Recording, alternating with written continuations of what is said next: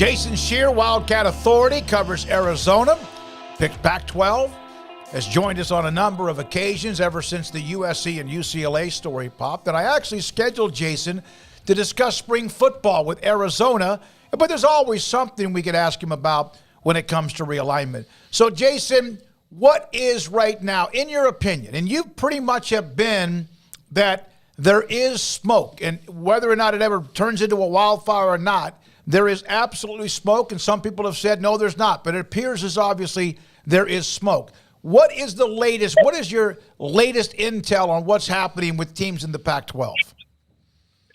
Yeah, I mean, there's clearly smoke with Colorado and Arizona, I would say, is where the most smoke is. And I'm not saying that something's going to happen tomorrow or Monday, but there's been very clear discussions between those two teams and other teams, but mostly those two teams in the Big 12. And the longer this goes, the more serious those discussions will become. But I'm very confident in saying that there's definitely been some discussions on what a move would look like and what it would entail, scheduling and things like that. Jason, do you think that the Pac war, like as we hurtle towards the summer, because that's when these things seem to happen, does that make people more nervous because now you're getting to that time where it's just this news has popped up? Yeah, I mean, it's for sure. I think it's making people more nervous within the conference because, you know, even if in public, these school presidents and athletic directors are saying that they want to be patient, you know, they have these false timelines. People keep saying that, you know, it was Twitter or social media or whatever that made up the timelines, but it wasn't. It was ASU, it was Washington State, it was Oregon State, and, you know, they said this thing would be done, and then last week, I believe it was, it dropped said, oh no, it's not going to be done until the beginning of the summer, or hopefully by the football season. And it's like, well, now all of a sudden you're looking at it and you're saying, well, what if it's not done then either? And I think that everybody in the room wants it to be done before the football season. And the longer this takes and the closer it gets to that date, you know, I think the more nervous everyone in the conference becomes, at least out of the schools that, you know, aren't in a position to necessarily move. Jason, how did you react to, I know it's now been 2, 3, even 4 weeks from when we started to hear kind of the response PR campaign from the Pac-12 and hearing from Arizona and Arizona State and some of the presidents talking.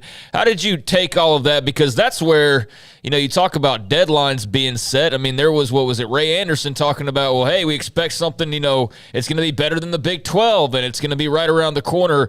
Was that just to kind of counteract the narrative? How did you take that? Yeah, I mean, I think when a lot of times when you see a bunch of people talking at once, there's a reason. And I doubt that Robbins and other athletic directors and presidents all woke up one day and said, you know what, I'm going to make a statement today. You know, to me, it was clearly George asking these guys, hey, make a statement, try to calm the waters a bit. And Robbins instead, I mean, the Arizona president instead basically said, no, like they have kind of a deadline. And, you know, it's not a deadline where on April 15th, Arizona is going to announce its move. It's more of a deadline of, you know, look, if you don't have a deal done by this day, we're getting a lot more serious about the Big 12. And I'm confident in saying that's what's happening. But to me, I mean, all these presidents and athletic directors could say what they want, but at the end of the day, there's clearly no deal and there's clearly nothing imminent. So even if they're confident, that confidence means nothing until something does or doesn't get done. All right, so obviously Robbins has been probably out there more than most. I know the Utahs and others, I mean, Washington State and others have, Colorado, George earlier this week shooting holes into the fact that they were about to make a decision. But Robbins has been pretty out there. Did he contradict himself in any way when he mentioned something about, well, it's going to happen soon, maybe by the middle of April, we're now the 13th, and the money's going to be, maybe it's going to be better, we expect that, and then all of a sudden it seemed like he went back on that a little bit, or am I wrong? Yeah, from what I understand and talking to some people around the situation, it sure feels like Robbins was kind of setting the table. And what I mean by that is he put the April 15th date out there, and he's like, yes, we're confident. We've been told it won't be all streaming. We've been told we're going to get close or better than the Big 12. Well, now if they don't get better or close to the Big 12, now if they don't get the heavy streaming and Arizona decides to leave, Robbins could point to those interviews and say, look, I told you guys that we would stay if this is what happened. It didn't happen, and this is why we left. And I think that's kind of what he was doing there by saying, look, if we stay, you know why we stayed. But if we leave, I pretty much told you guys what we were looking for, and we clearly didn't get it if we leave. We're talking to Jason Scheer. Sorry, Paul. 247 Sports. Wildcat Authority covers Arizona. Jason, how bad would the deal have to be in your estimation for them to pull that trigger? To me, it's twofold. I think the money would have to be a pretty sizable gap. Like if it's $2 million and the exposure's there, I don't think anyone's leaving. But if we're talking $25 million and all of a sudden you're mostly on streaming, I think Arizona and Colorado leave. I really do, because it's a lot of focus is on the money. But if you get $28 million, but you're entirely on Apple, even then it's going to be hard to convince some of these guys to stay, because they, it's ESPN, Fox. They're still the big deal there, and it's tough to go from the Pac-12 network, which was killed by everyone for not having exposure, to streaming. And yes, they would have more exposure on streaming, but it's still not what fans generally would want. So I think it's, to me, and I don't know this for a fact, but I would say if it's in the 25 million range with not great exposure, I think schools would be very, very tempted to leave. If you were to put, and I'm not asking you to make a prediction on anyone leaving, but if in fact you were to say the odds of Colorado, Arizona, and Arizona State, which one do you think would be 1, 2, and 3, or 1A, 1B, 1C? I think Colorado, Arizona State. That's the order I would be in. I just think that, and honestly, Colorado and Arizona may be even right now. But I also think it's a situation where if Colorado leaves, that makes it much easier for an Arizona to leave. And if Arizona leaves, it makes it much easier for ASU to leave. So I think, part of it, I wouldn't be surprised if everyone's kind of waiting to see, who's the first shoe to drop. If Arizona's the first, I think you see Colorado and ASU follow. It's kind of like, which one is going to be first. But to me, it's Colorado and Arizona are the two schools that are very clearly on top of the list of possibilities to leave. And the question then is that I don't know if anyone and that's if any of them leave. And right now, I kind of feel like they're going to figure it out. But let's say there are those who leave. Do you have any idea who would be fourth in line? I have no idea. I don't think anybody does. Yeah. Yeah. I don't, and I have no idea, and I'm not sure anyone else does. Those are the three schools getting the most pull. I haven't heard much about Utah, Washington, and Oregon are waiting, to see what happens with the Big Ten and all that. I really don't know who that fourth school would be. It wouldn't surprise me if it winds up being a school that's not necessarily in the Pac-12. Jason, we did have you on to talk about spring football. So how's it going out there? This was a soup to nuts rebuild for the football team, and they look like they took some positive steps forward last year. Do you see momentum continuing? Yeah, I really do. I like what they did on the defensive side of the ball. It was risky, but they basically, to put it nicely, they ran off almost the entire defense.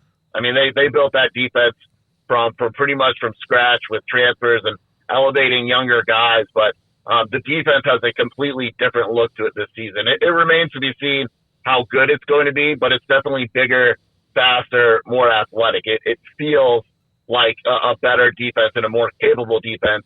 Now it's just a matter of showing it on the field. Jason Scheer, 247 Sports, with us on 365 Sports. He covers Arizona. Also some notes and news and about the realignment. So they were 5-7. The Pac-12 ended up having some teams that were really, really good, including what USC did, of course. And we know Utah, what they've done, Oregon, Washington. So what are the expectations for them? What is, like, for your thought, what is the ceiling one way or the other, up or down? I think Arizona has to make a bowl this year. I think that's where the expectations is, even if it comes with a 6-win season. I think that fans are realistic about where this program was when Jed Fish took over. Arizona was 5-7, like you mentioned. if they take that, one more win and make a bowl, I think Arizona fans will be fine. That seems to be the goal, even within the team. Most guys are realistic and say, look, the seniors want to end it by making a bowl because they haven't made a bowl before. And so I think that to me would be a step in the positive direction, and that's probably realistic. I don't think anyone's expecting Arizona to come out and win 9 games. I think 7 is realistic, 6 or 7, but I definitely think if Arizona doesn't make a bowl, it'll be looked at as a disappointing year.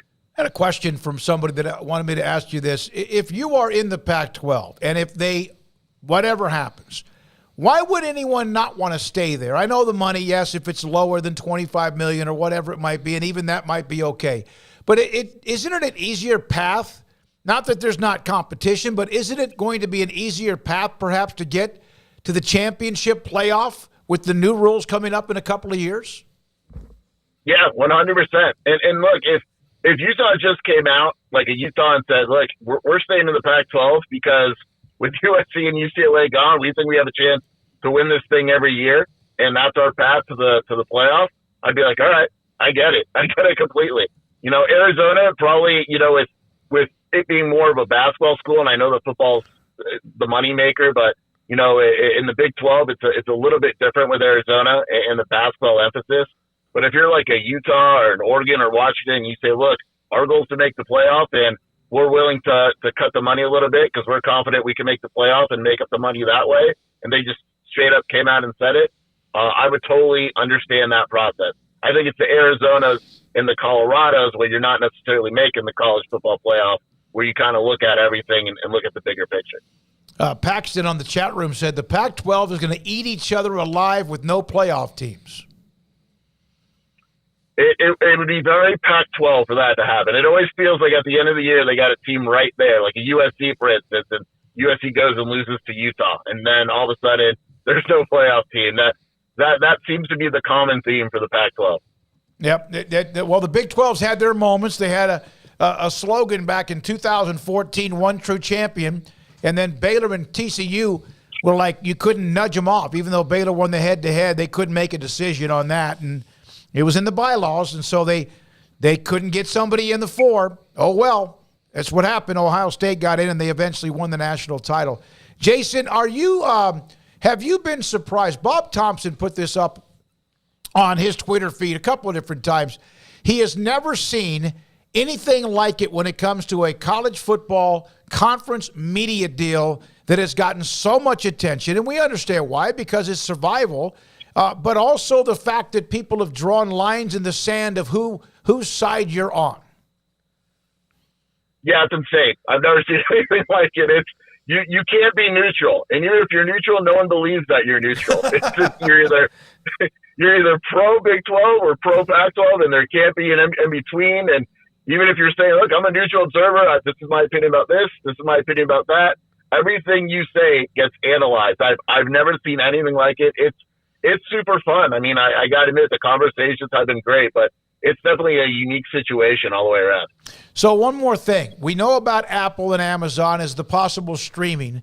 There are other entities out there, and I'm not talking about CW or ION. I know there's still Fox and maybe ESPN, but they're just kind of, it appears as if there's some things changing when it comes to medias and networks and streaming.